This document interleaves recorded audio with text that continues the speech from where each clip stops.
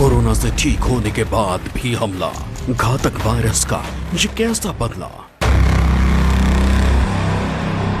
प्रतिकारक शक्ति जिनकी कम होती है उन पेशेंट्स में, उन दर्दी में होता है। कोरोना को हराने के बाद भी सावधान, नहीं तो ये खतरे में डाल देगा जान। नाक के अंदर दर्द होता है, नाक के अंदर से खून गिरता है। ठीक होने के बाद भी फंगल इन्फेक्शन, बढ़ने लगे डॉक्टर्स वैज्ञानिकों की टेंशन।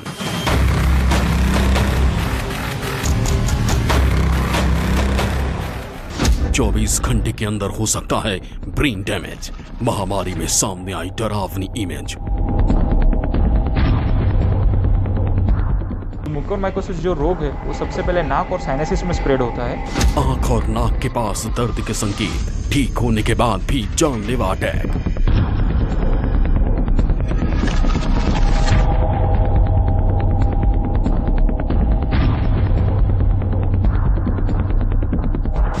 किलर फंगस कैसे सीधे ब्रेन में जाता है, आपकी आंख को कैसे निशाना बनाता है।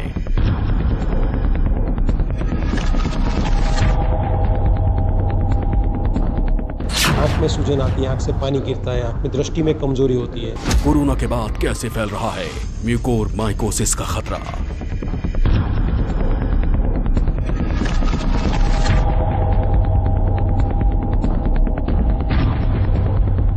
म्यूकोरमाइकोसिस के बाद क्यों निकालनी पड़ती है मरीज की आंख?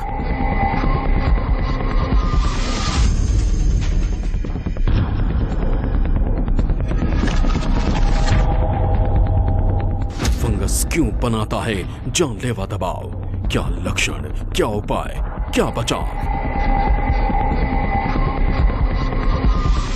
करके वो माइकोसिस का जो एरिया है उसको निकाल सकते हैं, लेकिन ये जल्दी नहीं हुआ तो उसके बाद ये बढ़ सकता है। स्वागत है आपका हमारी खास पेशकश में। आपके साथ मैं हूं अभिलाषा। एक तरफ कोरोना ने देश में कोहराम मचा दिया है तो दूसरी तरफ ब्लैक फंगस की दहशत फैली हुई है। कोरोना से ठीक होने के बाद भी कोरोना पीछा नहीं छोड़ रहा है। जो लोग कोरोना को हरा देते हैं वो भी इस बीमारी के शिकार हो रहे हैं। महाराष्ट्र, गुजरात, यूपी, बिहार, शायद ही कोई राज्य बचा हो जहां पर इसका कहर ना दिखा हो। 11 राज्यों ने इस ब्लैक फंगस को महामारी घोषित कर दिया है और इस बीमारी में कुछ मरीजों को बचाने के लिए उनकी आंखें तक निकालनी पड़ रही है, और अगर आंखें निकालने में देरी हो जाए तो मरीज की मौत हो जा रही है। जब से इस बीमारी का नाम सामने आया है तब से लोगों में डर और बढ़ गया है। और इस बीमारी के लक्षण क्या हैं, किन लोगों पर इसका सबसे ज्यादा खतरा बनता है, इससे बचने के उपाय क्या हैं, देखिए हमारी इस स्पेशल रिपोर्ट में।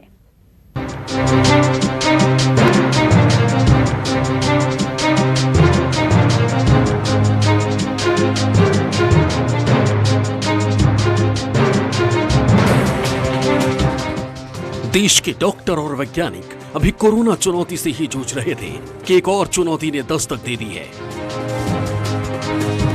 और ये चुनौती है म्यूकोरमाइकोसिस की। म्यूकोरमाइकोसिस यानी एक किस्म का फंगस जो कोरोना को हराने वाले मरीजों पर भी हमला करता है कि मरीज की आंख तक निकालने की नौबत आ जाती है, और किसी वजह से आंख निकालने में देरी हो तो मरीज की जान तक चली जाती है। धीरे धीरे 5 राज्यों में अपना पैर पसारने वाला म्यूकोरमाइकोसिस आखिर है क्या, जो डर और खौफ का दूसरा नाम बनता जा रहा है? इससे बचाव के उपाय क्या हैं? किन लोगों पर इसका सबसे ज्यादा खतरा होता है?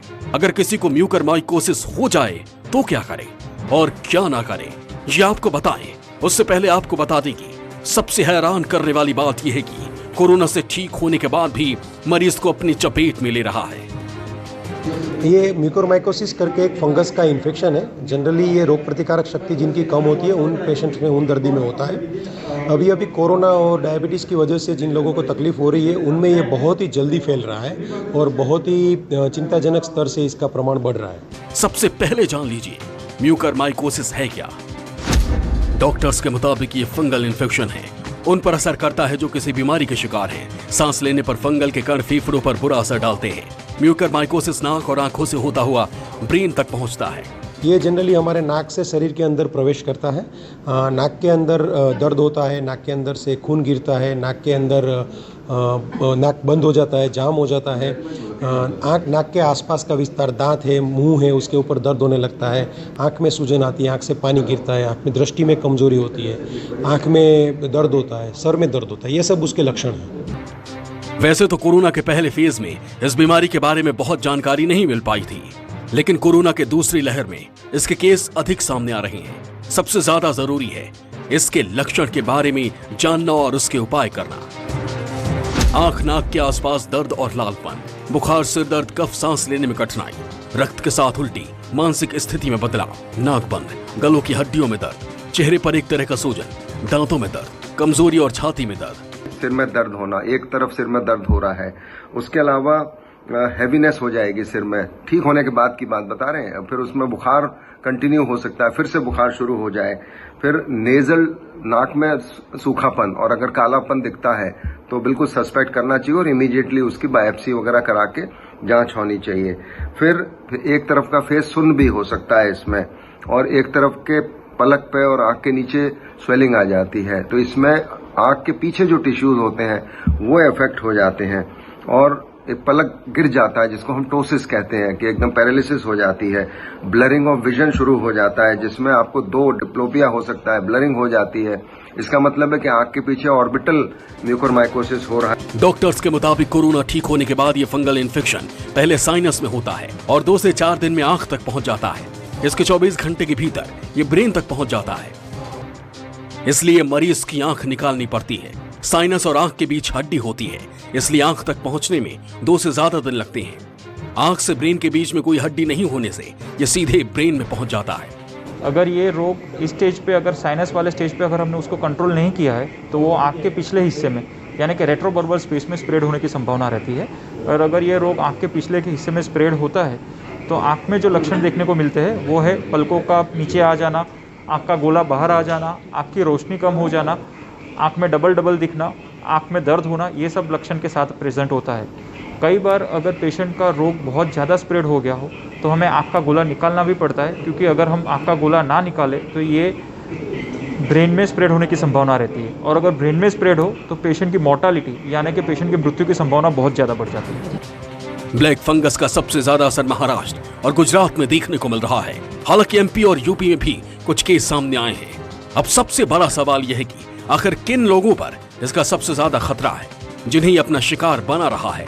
डॉक्टर्स के मुताबिक जिनकी डायबिटीज बेकाबू हो जाती है, लंबे समय तक आईसीयू में रहने वालों पर कोरोना में इम्यूनिटी बहुत कमजोर हो जाती है। जानकार भी मानते हैं कि इस बीमारी की एक मुख्य वजह शुगर भी है, यानी जो शुगर के मरीज हैं उन पर ब्लैक फंगस आसानी से हमला करता है। म्यूकरमाइकोसिस उन लोगों में खासकर देखी जा रही है जिनको डायबिटीज है, दिल की बीमारी है, या ऑटो इम्यून डिसऑर्डर्स हैं, या जिनको कैंसर है और उनकी कैंसर की दवाएं चल रही हैं। ऐसे लोगों में इम्यूनिटी कम होती है कोमॉर्बिडिटीज के कारण, और कोरोना के ठीक होने के बाद शरीर का इम्यूनिटी लेवल कम होता है। ऐसे में ये जो म्यूकरमाइकोसिस है ये अपने आप को मैनिफेस्ट करने लगती है, और इसके तमाम लक्षण जो कि मैंने बताए वो सब दिखने लगते हैं। तो ऐसे रोगी जिनको डायबिटीज है, दिल की बीमारी है, कैंसर है या ऑटोइम्यून डिसऑर्डर है, ये विशेष ध्यान रखें, और अगर इनमें कोई लक्षण दिख रहा है तुरंत अपने डॉक्टर के पास जाएं। अभी कोरोना की दूसरी लहर से मुक्ति नहीं मिली थी कि तीसरी लहर की चर्चा होने लगी, और इसे रोकने के उपायों पर सरकार और वैज्ञानिकों के माथे पर बल आ गया है। अब एक और चुनौती ये भी है कि म्यूकरमाइकोसिस को कैसे रोका जा सकता है। आखिर वो कौन से उपाय हैं जिसे अपनाने के बाद इस किलर म्यूकरमाइकोसिस के कहर से बचा जा सकता है। जानकारों का कहना है कि धूल भरे स्थानों पर मास्क का इस्तेमाल करें, लंबे ट्राउजर और लंबी बाहों वाली शर्ट पहने, जूते दस्ताने पहनकर ही मिट्टी खाद को छुएं, नहाते समय शरीर को अच्छी तरह रगड़ें। और इसका जो डायग्नोसिस है वो या तो बायोप्सी से है या फिर गैडोलिनियम स्कैन करके, एमआरआई स्कैन करके भी इसको पता लगाया जा सकता है। लेकिन इसका जो ट्रीटमेंट बचाने का है, तो जिन लोगों में भी हाई इंडेक्स ऑफ हमको सस्पिशन है या रिस्क है, उनको एक दवाई आती है एंटी फंगल पोसाकोनेजोल, उसको दे सकते हैं। तो ये समझना लोगों को जरूरी है कि इसका बचाव ही एकमात्र उपाय है। तो स्टेरॉयड जरूरत ना हो तो ना लें, और डायबिटीज को अच्छा कंट्रोल रखेंगे तो इसकी रिस्क कम हो जाएगी। और इस तरह के लोग जिनको इम्यूनिटी पहले ही प्रतिरोधक क्षमता कम है, जैसे organ transplant, kidney transplant, bone marrow transplant जिनका हुआ है, आईसीयू में जो लोग भर्ती हुए हैं, तो उनको तो वैसे भी प्रोटोकॉल में एंटी फंगल मेडिकेशन दिया जाता है। अगर कोई म्यूकरमाइकोसिस यानी ब्लैक फंगस का शिकार हो जाए तो क्या करें? रक्त में ग्लूकोज के स्तर पर ध्यान दें, उचित समय, मात्रा और तरीके से ही स्टेरॉइड दवा का सेवन करें। डॉक्टर की सलाह पर एंटीबायोटिक और एंटी फंगल्स का इस्तेमाल करें। तो उसके लिए दवा है, दवा उसको एम्पुटेशन भी बोल के दवा है, वो दे सकते हैं। आईवी में दवा देने के बाद वो ट्रीटमेंट उसका अच्छा होता है और वो बाहर आ सकता है। खाली जल्दी करना चाहिए। अगर उससे नहीं हुआ तो ऑपरेशन करके वो माइकोसिस का जो एरिया है उसको निकाल सकते हैं।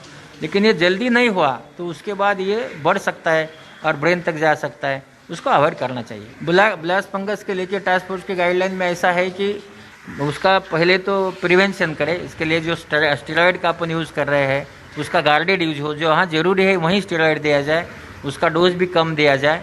और जो भी क्लीनलीनेस बोलते हैं मेंटेन करें, जो क्लीनलीनेस नाक में नली डाली जाती है यहाँ जहाँ भी है तो वहाँ क्लीनलीनेस मेंटेन करें और उसके बाद अर्ली डायग्नोसिस करके उनका ट्रीटमेंट करें। पूरा देश इस वक्त कोरोना की दूसरी लहर के कहर से जूझ रहा है। लगातार मौतों के आंकड़े डरा रहे हैं। अस्पतालों में दवाओं, ऑक्सीजन की कमी की वजह से दिक्कतें बढ़ती जा रही हैं।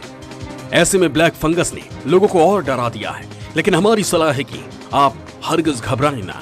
जिस तरह से कोरोना से लड़कर उसे हरा रहे हैं वैसे ही इसे भी हराया जा सकता है। डॉक्टर के संपर्क में रहें। सर्दी और जुकाम की तरह आम बीमारी समझकर इसे नजरअंदाज ना करें। वक्त मुश्किल जरूर है लेकिन इससे भी देश निकल जाएगा। सूरत से वैशाली के साथ मुंबई से विनोद जगदाले, न्यूज़ 24। नमस्कार, मैं हूं मानक गुप्ता। अगर आपको हमारा ये वीडियो पसंद आया हो तो इसे लाइक और शेयर जरूर करें और हाँ, हमें सब्सक्राइब और फॉलो करना ना भूलें ताकि आप देश और दुनिया की कोई खबर मिस ना करें। चाहे कोई ब्रेकिंग न्यूज हो या कोरोना वायरस से जुड़ी कोई भी अपडेट, पॉलिटिक्स हो या आपकी जेब से जुड़ी कोई खबर, इलेक्शन की कोई न्यूज हो, कोई कंट्रोवर्सी हो या फिर कोई वायरल वीडियो, सब कुछ मिलेगा न्यूज़ 24 पर। तो जुड़े रहिए हमारे साथ और देखते रहिए न्यूज़ 24।